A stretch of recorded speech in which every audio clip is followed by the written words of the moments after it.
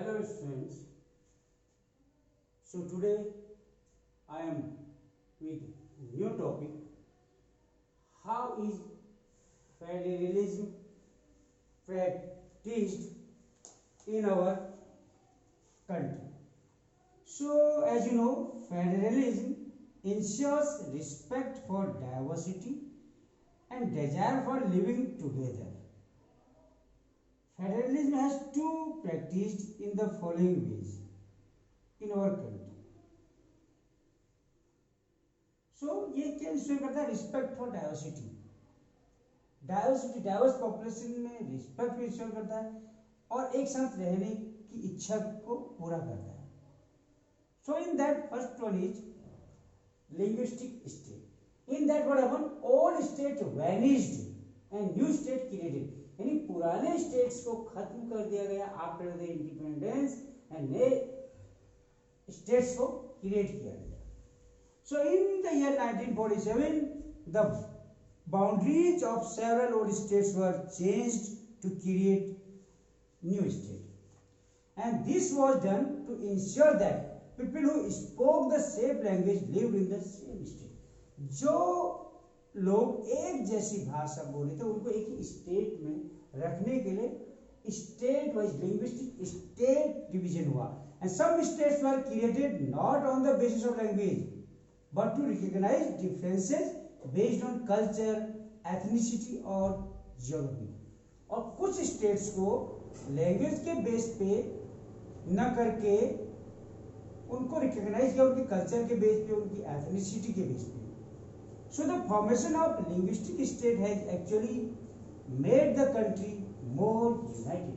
So linguistic base पे जो states बने उसके base पे country को जो है ज़्यादा united करने में मदद मिली.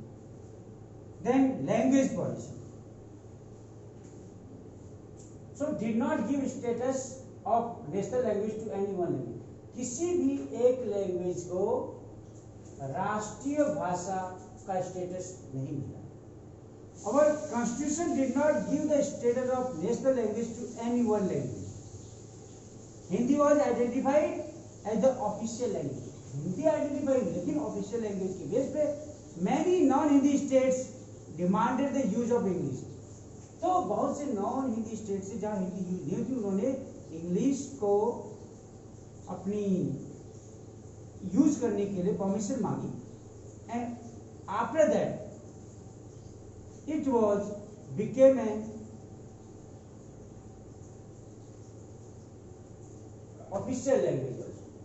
So besides Hindi there are 21 other languages recognized as scheduled languages by the constitution. इसलिए हमारे कॉन्स्टिट्यूशन में 21 लैंग्वेज के साथ साथ हिंदी भी जो है एक लैंग्वेज है.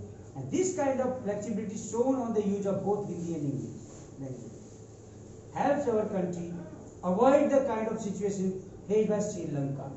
So Hindi और English language को यूज करने के लिए जितने भी ऑफिशियल्स होते हैं वर्ड उनमें यूज करने की फ्रीडम मिल गया और इसके कारण श्रीलंका जैसी स्थिति हमारे वहां पे कभी भी नहीं डेवलप हुई. After the central state relation.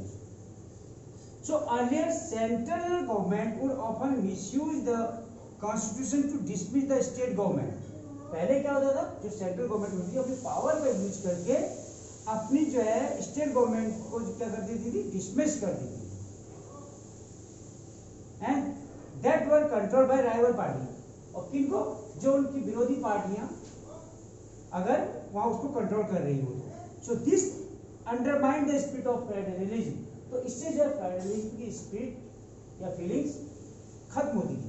So all this change significantly after 1990. और 1990 के बाद ये सभी सिस्टम खत्म हो गया. क्यों?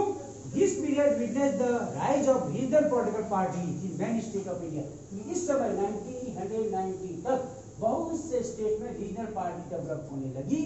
And then also began the era of coalition government. और यही कोलिशन गवर्नमेंट का एरा था जिसमें 15-16 पार्टी एक साथ मिल करके एक गवर्नमेंट बनाती थी जिसे हम कोलिशन गवर्नमेंट कहते थे. And if no single party get a majority, अगर किसी एक सिंगल पार्टी को मेजोरिटी नहीं मिलती थी then the major party enters into an alliance. तो जो बड़ी पार्टी होती थी वो एक अलायंस के लिए जाती थी अदर पार्टीज के साथ to form the government. We call it coalition government. Example is NDA and UPA. This led to a new culture of power sharing. यह यानी coalition government ने power sharing के न्यू कल्चर को जन्म दिया and respect for autonomy of the state government. और state government की autonomy को इज्जत या रिस्पेक्ट मिलने लगी. Till then, thank you. In my next video, I will tell you about the decentralization in India.